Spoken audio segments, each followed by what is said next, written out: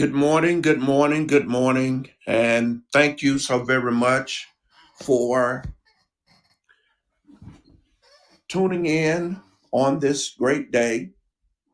Thank you so very much, Mr. Producer, my friend, Dr. Bruce Smith, BVS Gospel Net, and Gospel Net Enterprises. We're here back once again for the same purpose that we have been on previous podcasts. And thank you so very much, and welcome again to Crossroads, where our symbols are the interstate markings of Interstate 40 and Interstate 55, where north and south meets east and west, where coming together is the epicenter and the center point. It is the crossroads. It is where we discuss contemporary topics of interest with leading men and women in business and industry, religion and education, politics and government, community development, public safety, and health issues. Issues all of us have that are a major concern as individuals, as family and breadwinners, as groups, and also as a nation. Today, we continue our topic of using God's medicine for abundant living. We want to thank you so very much. We have been discussing eating to live or living to eat.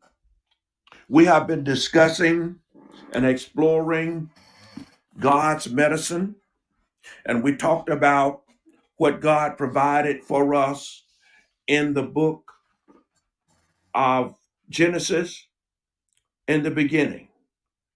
We identified those plants and those trees and those roots, those stems and that bark, those flowers and seeds and fruit that all nature has provided us with health benefits, even our air, our water, our earth, our atmosphere, as well as our sunlight.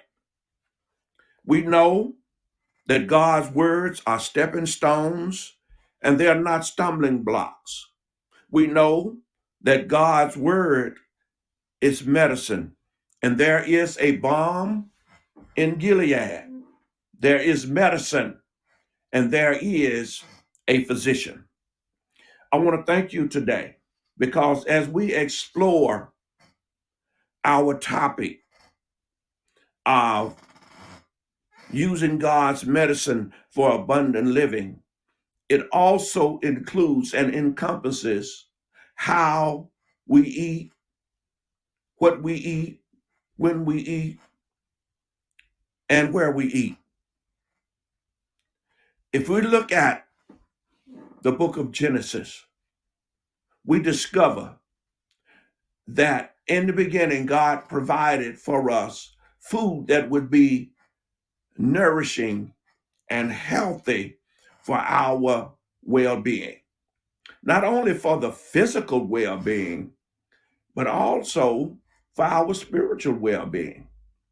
Because when we have a spiritual inner man that is being fed, then it transfers to all of the elements throughout our bodies. And not only are we healthy spiritually, but we are healthy emotionally and we're healthy physically. And so the scriptures tell us that above all, that God's desire for us is that we prosper and be in health, be in good health, even as our souls prosper. And so when we look at our topic today, when we discuss, there are some pertinent questions that we have to ask ourselves. And on last week, we looked at a topic that was published in 2015 about the health of the region that compassed about 94 counties in the Mississippi Delta or the Delta region from southern Illinois through Missouri, through Arkansas, Tennessee, Mississippi, and even down into Louisiana. And that means that that is a region that if you turn the entire state of Tennessee from east to west and took it north to south, you would find that that is an area that encompasses hundreds of miles. And so we're here today coming back to ask the pertinent question: what segment of the American population has or has not been affected by the healthcare crisis in our nation? When we look at all of the different ailments that we are dealing with, even the young children who come into this world with conditions that have been passed on by the parents, many of us and them. As we look at the most common and even debilitating ailments, I want to say to you, we're dealing with heart disease. We're dealing with liver disease. We're dealing with high blood pressure. We're dealing with diabetes. We're dealing with cancer. We're dealing with kidney disease, brain disease, and diseases of the organs. And so we have a topic that I would venture to say that every segment of the American population has been affected by. I want to thank you on this morning. Thank you, Miss Parrish, for joining in on today. I want to thank you, Mr. Parrish, for joining in on today. I want to thank you all the way from South Carolina, Mr. James Lucas, who has joined on today. I want to thank you so very much, listeners all over the nation and all over the world. If you look at our healthcare situation, we have to understand that there are some dynamics that's going on, not only in our lives, but we have to go back to the previous generations to understand where we are right now. Before and when health crises strike, the best defense within our control is a strong immune system. And some of us are born into homes and families whose immune systems have been compromised long before we were born. It's no secret that we get passed on to us the genetics and the DNA of our parents and their parents, even back to the third and the fourth generation. I don't know if you'll notice this or not, but in many of our families and many of our homes, certain types of health situations and crises are passed on to our children from the parents. There are some homes and families uh, that have histories of diabetes in the family. There are some families who have a history of kidney disease or liver disease or other diseases that are passed on from the parents to the children. And sometimes those traits may skip a generation and then return back to the next generation or the next group of family members. The family structure has a lot to do. And that's why it's important for us to develop a strong immune system, because our immune systems often overwork themselves because of toxic overload. Sometimes it has to work harder and harder and harder in order just to keep up with the normal function.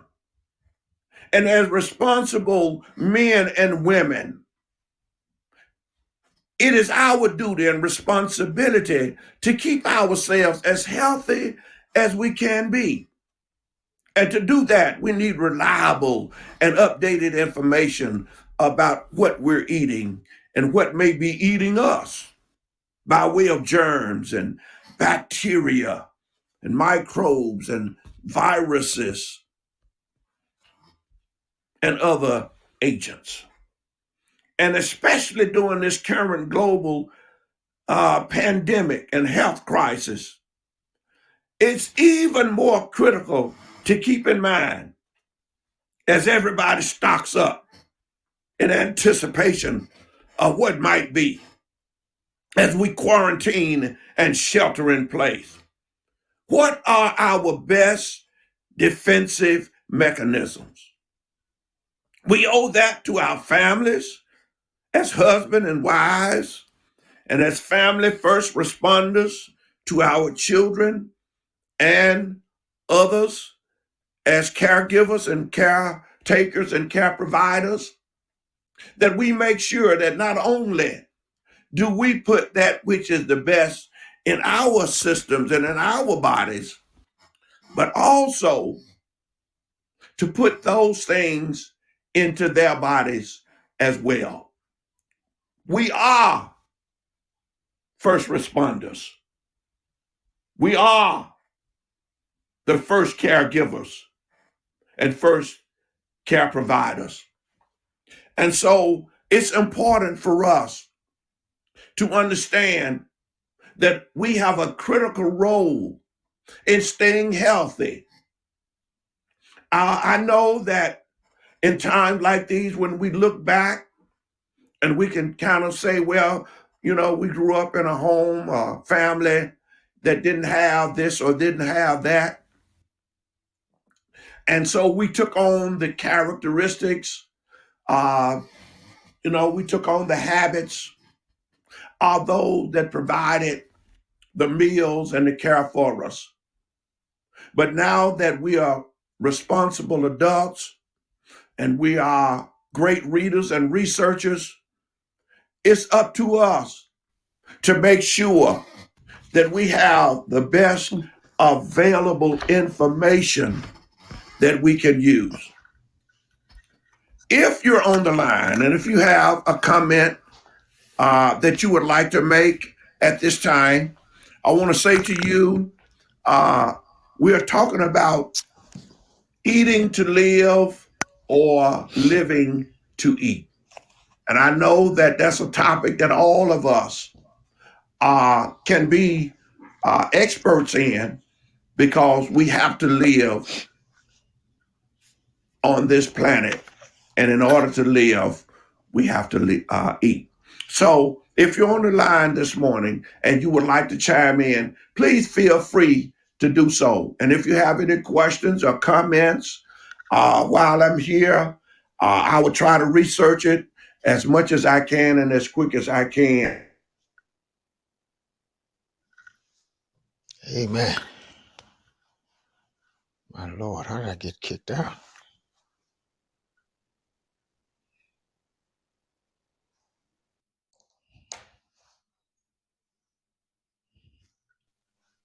And go right ahead at this time. Dr. Alan Young has joined us on this morning. Good morning. Good morning. God bless you all today. Happy New Year. Same back to you. I like the subject, eating to live or living to eat. I love it. If you eat the right thing, you're going to live. If you just simply eat for the sake of eating, you're not going to last too long. So I love the topic this morning. You have to watch what you eat in order to be able to be safe. And in the first chapter of the book of Genesis, God tells us what to eat and what he gave us to eat. And so I love the subject this morning. Thank you so very much, Dr. Young. And I know that you have traveled all over the world, retired military, earn your ranks and earn your stripes. And you didn't do it by overindulging. And I know that many countries you went to, I'm sure that they had different types of foods, and you probably experimented with quite a bit of them. And I know as we were talking earlier, we were talking about some of the foods that we were brought up on, and I know that there are some things that we eat that were good, but there are some things that were unhealthy, and even some things that we eat can actually be toxic and fatal for us. Am I not right? Amen. Yes, sir. You're right.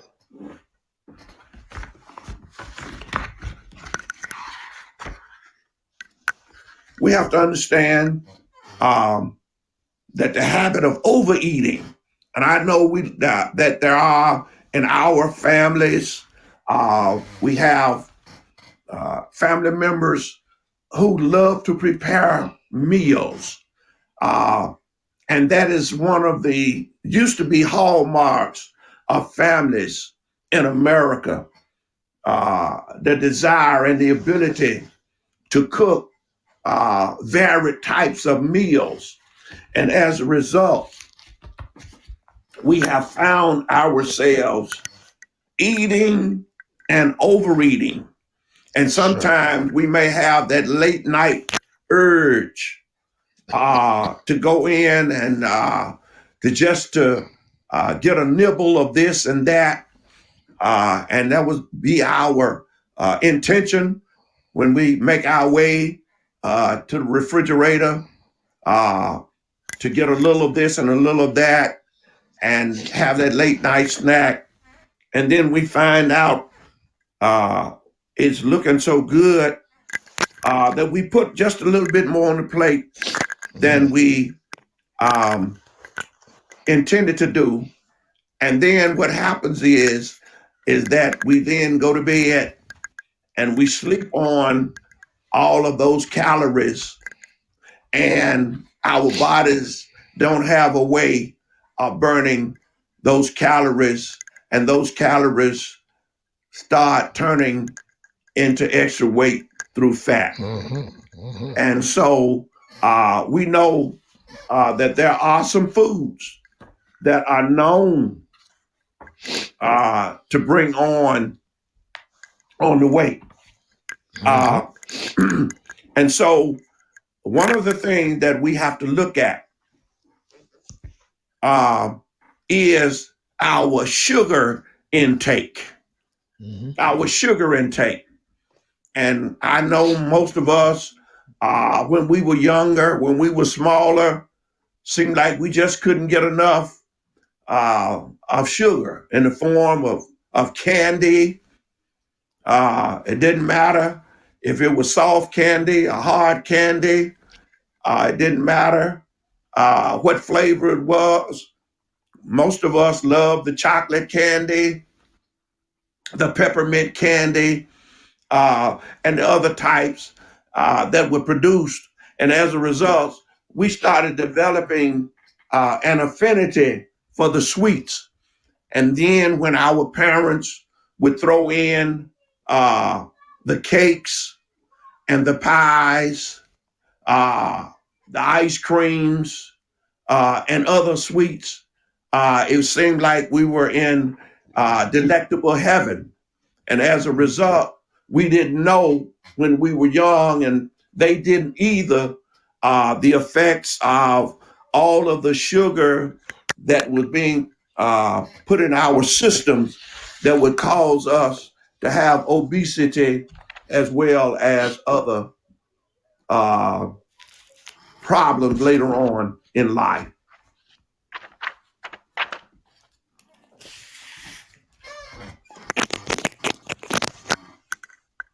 If you have a question or comment at this time, you're certainly welcome to do so.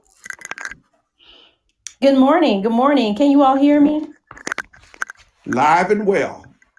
Good morning, Dr. Adams. I was just listening in and also trying to get on, and I was listening to something that you mentioned about sugar, and I can most definitely speak to the sugar aspect because when as a youth and as a young adult, I'm a lot older now, but as a youth and young adult, and also as a child in elementary, I was very addicted to sugar. I love candies, I love cookies, cakes, and pies, and that carried over into my adulthood.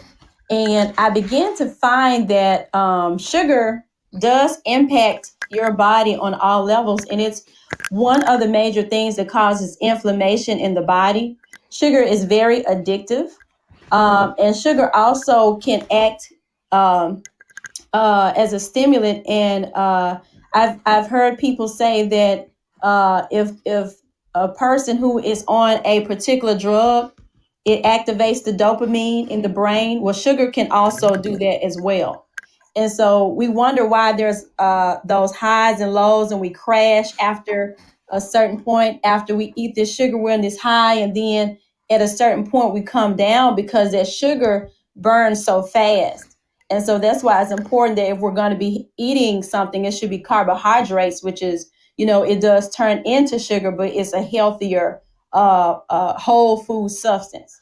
And so I mean, sugar, I'm telling you, I don't want to say it's a poison or anything like that, but that's something to be very careful about when you're looking at your diet. And that's something that I'm trying to watch, and I'm looking at watching more and more, that I'm finding that I'm having to wean myself off of the sugar.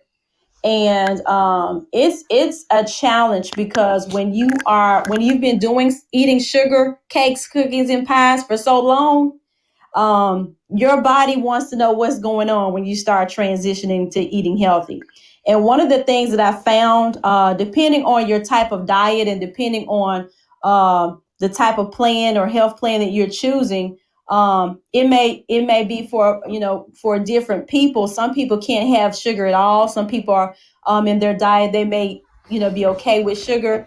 For me, I when I decided to wean myself off of sugars a couple of years ago as becoming a vegetarian, I noticed the first thing that I did when I stopped eating meat, my sugar intake went up. So I started eating more pies and cookies and things like that, and I gained weight. So what I had to do was I had to replace that sugar with something else. I was eating everything else healthy. I was eating vegetables and things of that nature. And so what I did do was I started eating more fruit. Now that is sugar, but it's a different type of sugar. Yes. So once I started eating fruit, I noticed that my desires for the cookies and the candies and the desserts, they had left. And I was able to see, okay, I'm making that transition here. And that was a little bit more helpful in my case. So when you talk about sugar, that's something that strikes something within me because I know the struggle.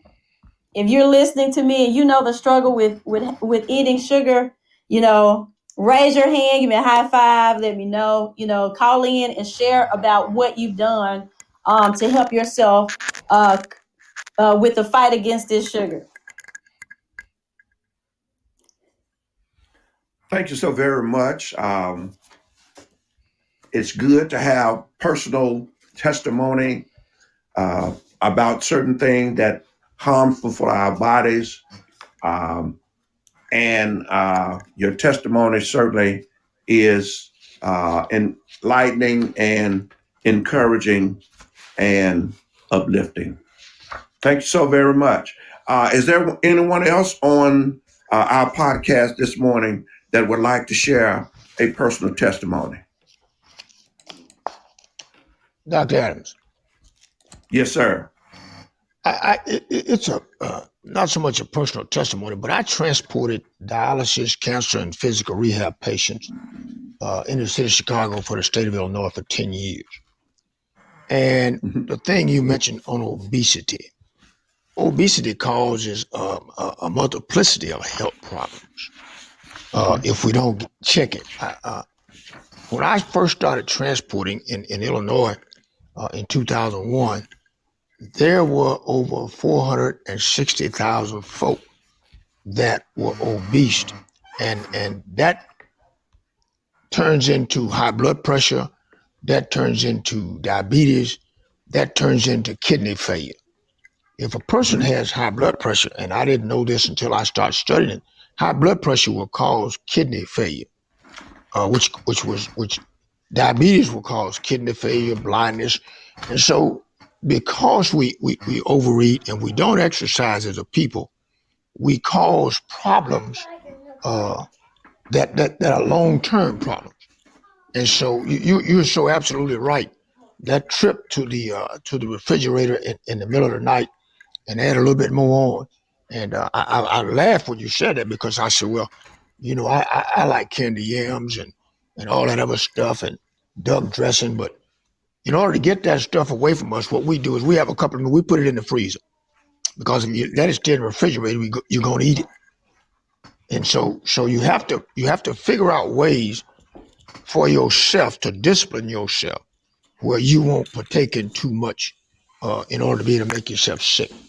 And the number just grew and grew and grew. I think in the 10 years that I transported, it grew from like 400 and some thousand to about 1 million folk that became obese, and they were either on dialysis. So it's profitable for people that's trying to make a living, but it's not profitable for people with bad health conditions.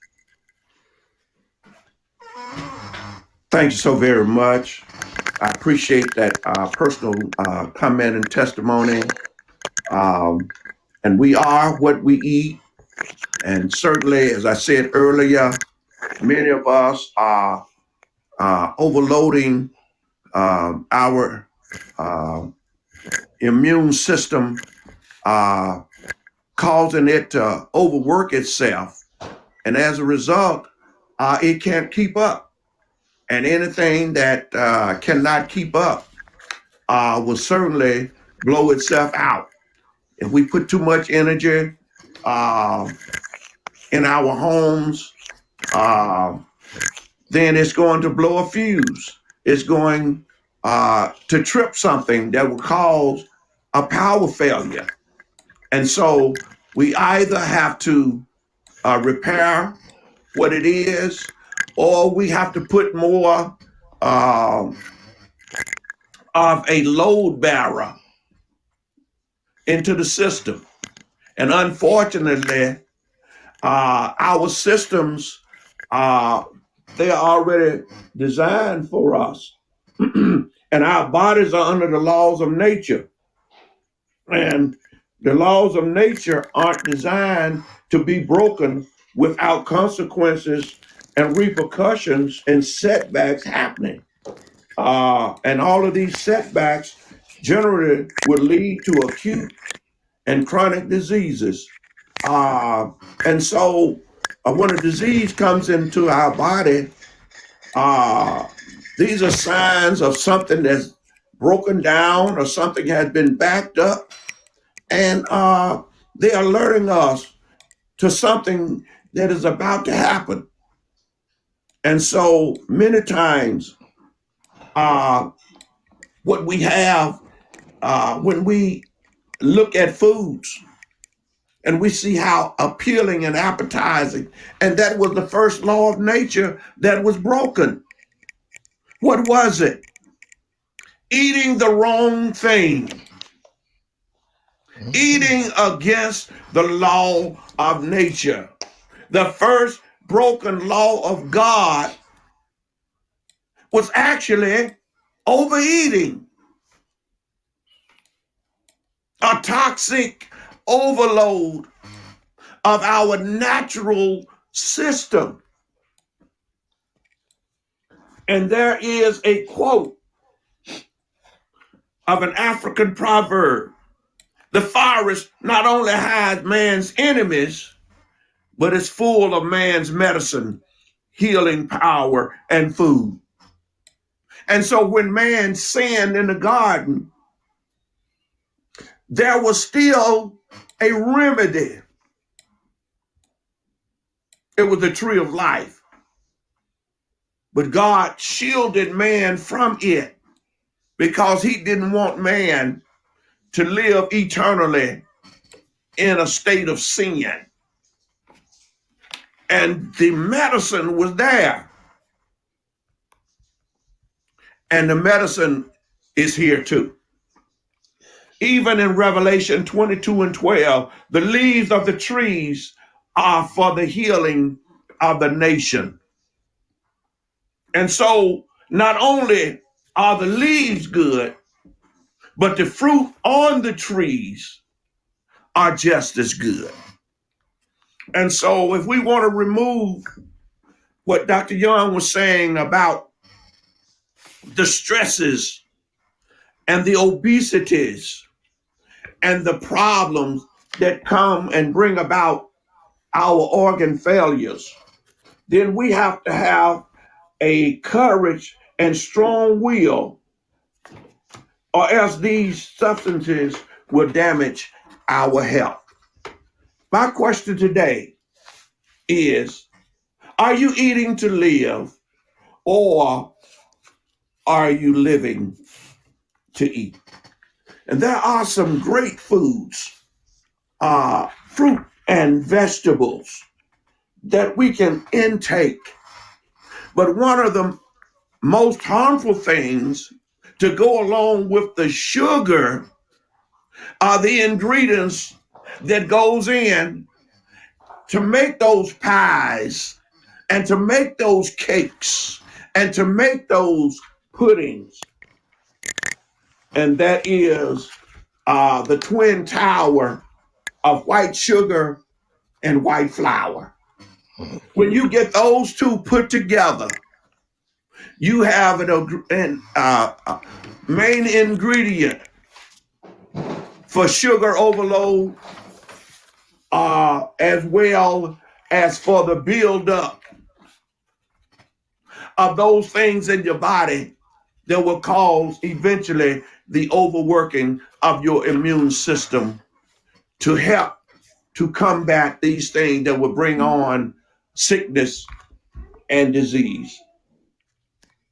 Eating sugar and highly processed foods, especially not only the sugars, but the other one. What is the other ingredient that many processed foods contain? There is an ingredient. I don't know if this is the one that you're speaking about, but there is an ingredient that I discovered some years ago. that cause headaches, that cause debilitating headaches. And it's in a lot of Chinese food. It's in a lot of processed foods. And this particular ingredient is called MSG. It's monosodium glutamate. And I'm not sure if that's the one you're speaking of, but I know that's one that you really want to look for in your canned goods and in your processed foods, because that's not a good one either. Okay. Thank you so very much. You're so correct. That is the latest one, but the one that I was looking for was just a four-letter word called SALT, or sodium. And I believe it's contained in that MSG, which is used as a preservative to keep the foods on the shelf longer, to keep foods staying fresh longer. And you and I know that anything that will preserve life that is man-made, that is manufactured, cannot be good for our health. Anything that man makes is a detriment. It has some short-term benefits, but it has some long-term ramifications and consequences. And so when we look at, on the one hand, the sugars, and then when we look on the other hand, the high salt intake, then we can see why many of our systems in our bodies have health issues from them.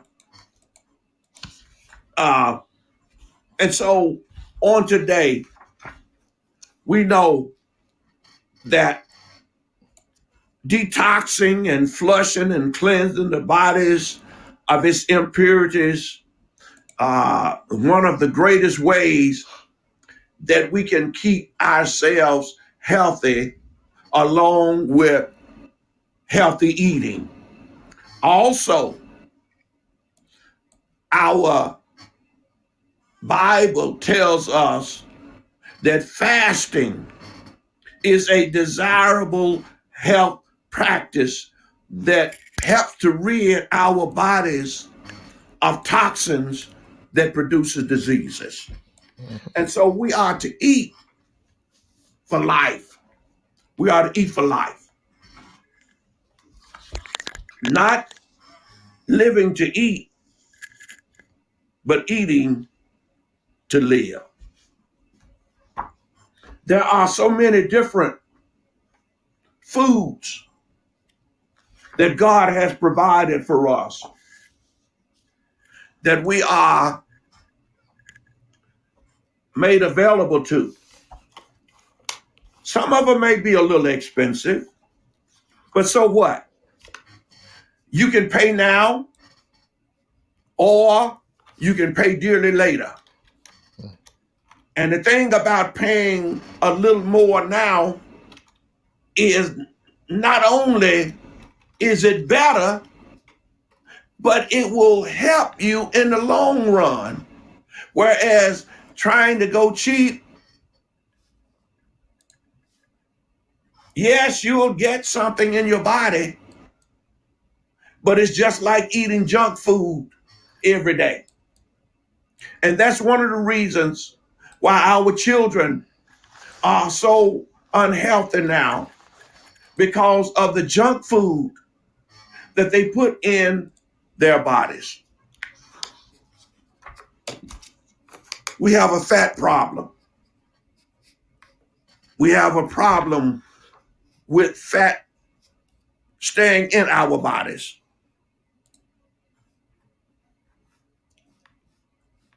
The number of overweight children in America has quadrupled from 2.8 million in 1970 to 11 million in 20 or 2000, the year 2000. In 30 years, there has been a quadrupling of overweight children in America. Obesity. And Dr. Young touched on something when he talked about transporting the dialysis patients. And so we have to understand that there is a correlation between unhealthy food intake and the breakdown of the systems in our bodies, which leads to organ failures, which leads also to having to go on dialysis. And we know it's not all about just one thing. One of the things that we have to make sure that we're doing, let's make sure, and it doesn't cost us a lot, and that is to drink more liquids. And the best liquid that we can drink is what I call Adam's Ale. Adam's Ale. H2O. Amen. Water. We don't get enough water in our systems. I remember years ago when we would go into restaurants, the first thing that they would do before they even asked you for your order, do you know what it was?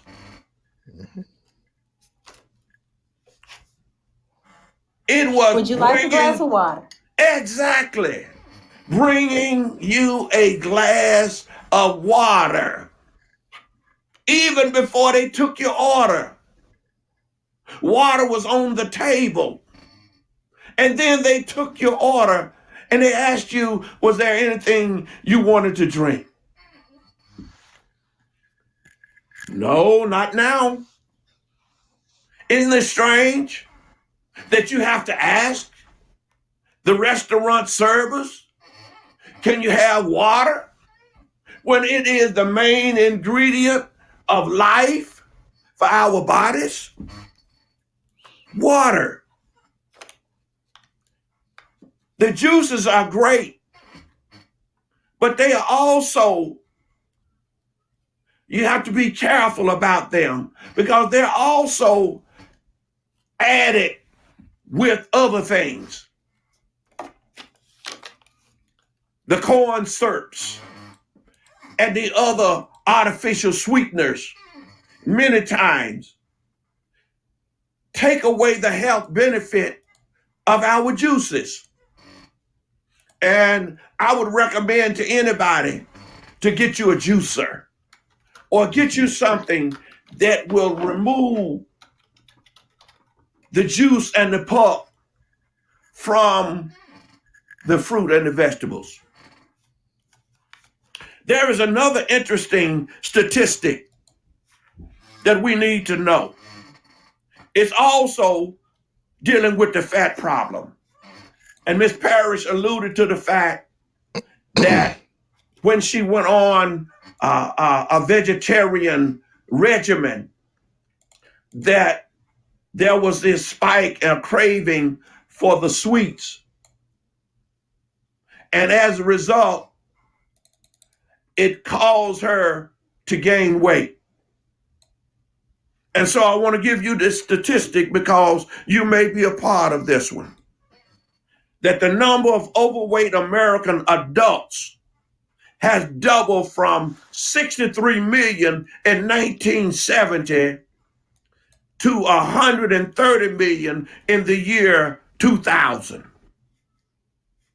In 30 years, the number doubled. The number doubled.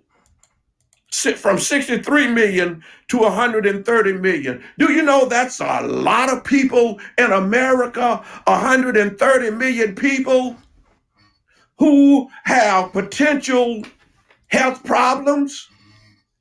because of being overweight? What are some factors that you can attribute to this doubling of obesity of adults in America?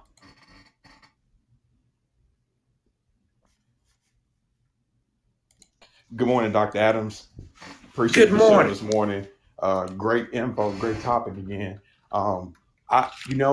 It alludes back to something that Shanta had said earlier. And she mentioned the one word, and that one word was dopamine. And you have to think about dopamine is released, something that's naturally released in the brain, and it's the pleasure chemical. So when you get sugar, when you get something that you eat, when you get some sort of an emotional thing, dopamine gets released. And that's the thing that addicts, whether it be food, whether it be drugs, whether it be alcohol, they get that high dopamine released back into their system. So you may continuously eat on sugar nonstop until you get that high again. And it's an addiction. You have to wean yourself off of it. And the dopamine does cause that. But one thing that you talked about a lot, and if you think about sugar, if back in the day, like way back in the day, where did they get sugar from? It was from honey. It wasn't necessarily from sugar cane and things like that. They got it from honey, or they got it if they came across it. If you study just back like the what we call the hunter gatherer lifestyle, they didn't have access to sugar. They didn't even really have access to salt. They may have used a lot of herbs, but they didn't have access to sugar and salt in those cases. And when you get away from when you take the sugar and salt out of your diet, I did this, and this is one of the testimonies for me. I did this for 2 weeks. I took the sugar, I eliminated the sugar and the salt out of my diet, and I did it for 2 weeks. And in that 2 week period, I lost 14 pounds. That's a lot of weight to lose in 2 weeks. That's basically a pound a day, and that was due to just pulling the sugar and the salt out of my diet. And if you try it, what happens those first couple of days, you'll get those headaches, and you'll get the shaking, and it's because your system is detoxing. You're almost just like a drug addict when they don't have a fix. So when you pull that out of your system for that first 2 or 3 days, you'll have drug addict detox symptoms. Head will be hurting, you'll be shaking, you'll be having these cravings, and all of a sudden, but eventually, what it does, it wears off, and your body has to go through it. Now, here's what happens: once you go through that phase and you're not dependent upon that sugar or that salt, if you start bringing it back into your body, you're going to even triple the amount that you had before. Just like the drug dealer, just like, I'm sorry, the drug addict. Once they get back, they go hard in on the drugs even harder. So it's no different. It's almost like it's set up for us to stay addicted and versus for us to get off of it. So anything that you can think of has sugar and has salt in it. Unless you're pulling it from the ground straight out, you go to the grocery stores, even some of the foods that are supposed to be totally organic, they have some form of sugar or some form of salt in it, some kind of way.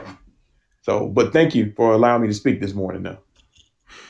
Thank you so very much for that testimony, um, sharing that with us. And this is Crossroads on today, where North and South meets East and West, and where we're discussing,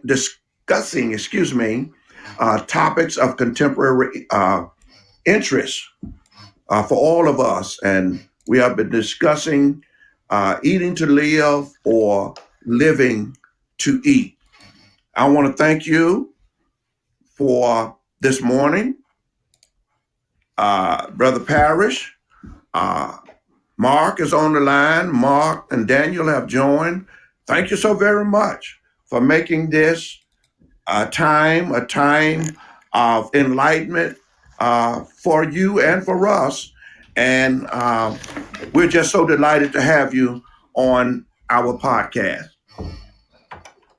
Another thing that I want to discuss, or if you want to discuss, and you have a discussion, question, you can always input it in the inbox and bring it to us, and we'll do our best to make it known. One of the things as well that we have to look at, because we've looked at this period of 30 years and how we have come from a nation of being, people who just love to show our bodies. There was always the advertisements. There was always the different TV shows, especially the Western TV shows of California, of the beach and at the poolside, where men and women would show their bodies and their abs. And over the last 30 years, our abs have turned to flabs. And some of the reason for it is, I would say that you may not agree with me, but I believe that the increase in the number of fast food establishments and restaurants where you can just, have it your way and you don't have to stop. Just go around, place your order. And most of these orders are burgers and fries and shakes, are saturated with all kinds of trans fats, which contribute to numerous diseases, even cancer. The burgers, the fries, and the soda combos, and then throw a dessert on top of it, a fried pie or some other dessert, full of calories, high in calories, building up our body fat, leading to obesity. And these foods are low in vitamins, low in minerals, poor source of protein, high in processed carbs, which, studies have shown lead to the development of type 2 diabetes, heavily spiked with salt and sugar that has been said is potentially addictive. I want to say that I'm a living witness, because I loved to buy the ice creams. I would get the 3 ways, and I would get the vanillas. I would get the black walnuts, and I would have them in the refrigerator. And I love sports. And so the days and nights that our team wasn't playing, or when we came back, I would go right to the refrigerator. I would make sure I had my ice creams. I would make sure I had my cookies. I would make sure that I had some fruit, some bananas that I would cut up, or some strawberries, or some pineapple syrup, cherries and cherry syrup. And I would put them all together. And then I would pour on just a little of a soda, maybe a grape or a cola. And I would have me this big cup of my own sundae with cookies on the side. And I would sit there and I would enjoy it. This would be my nightly regimen. And before long, I started gaining weight and I couldn't get it off. And most of it ended up right there in my midsection. And every now and then I look down.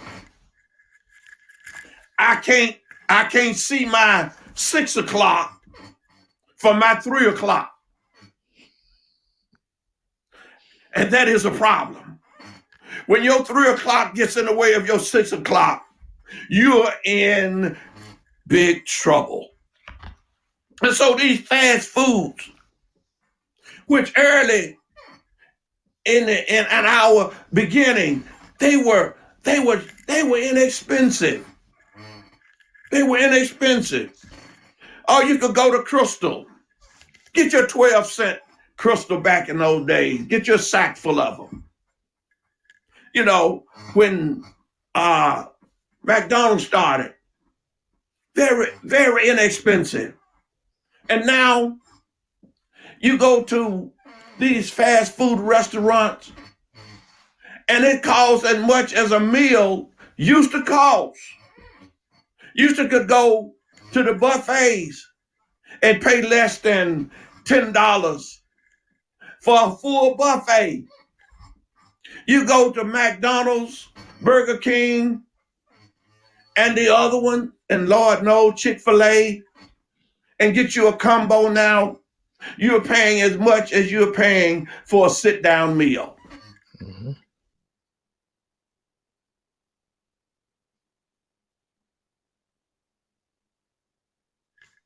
Amen.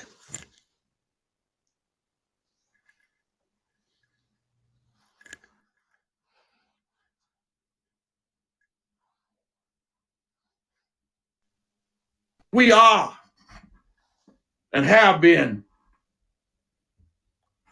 living to eat more than eating to live. And I like this topic because it's pertinent to us as a people if we want to make sure life and to not be a burden on our children at an early age, then we have to be more mindful of what goes into our bodies.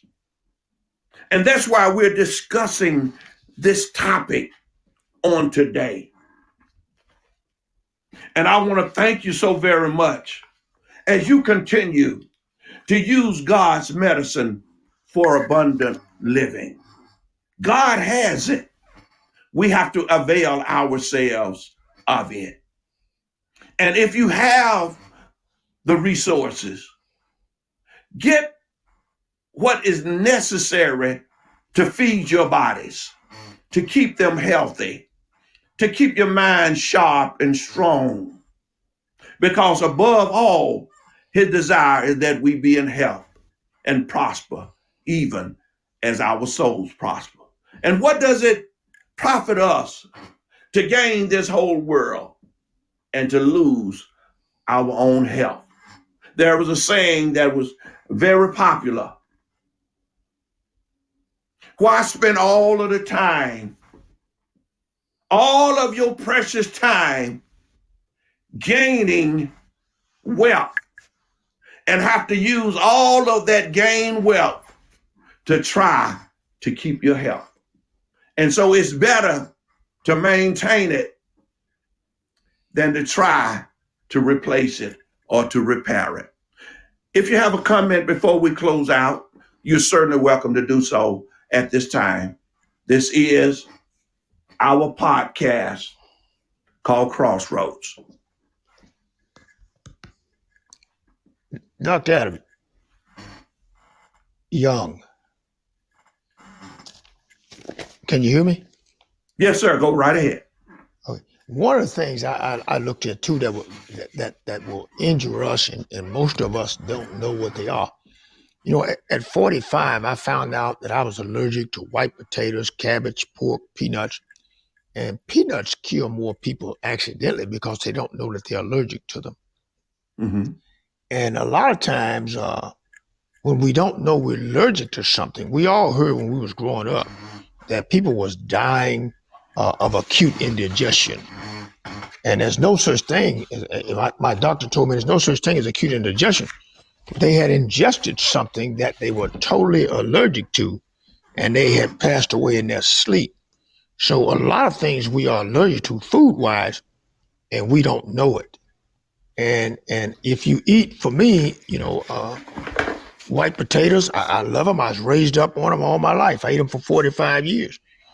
And the doctor told me, he said, yeah, but as you get older, and we have to look at this, our bodies does not protect us from food allergies. As we get older, we lose a lot of protection naturally.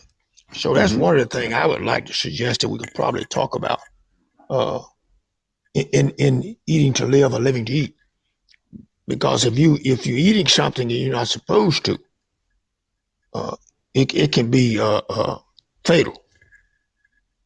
Mm-hmm. All right. Thank you so very much, Dr. Young, for that insight and enlightenment. And I believe that we are on a topic, just as we're talking about the oils. And I want to say to you that our website, before we close out, is my.doterra.com/Adams. And they have some super greens that they have brought online. And you can see all of the great food ingredients that are in the super greens that they have. They've got the kale, they've got the spinach, they've got the greens, and they are in a powder form that you can mix with water as well as some other beverages, and that packs a punch just like nitro. And so not only does it provide you with energy, but it also provides you with those immune and immune system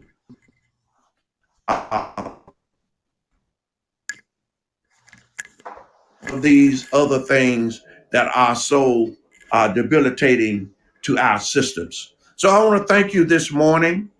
Thank you for listening to Using God's Medicine for Abundant Living as we talk about foods on today. And we will further delve into this topic on next week because it is of vital importance to our well being. Thank you so very much for listening to Crossroads, where North and South meets East and West. God bless you and God keep you until next week. Be blessed.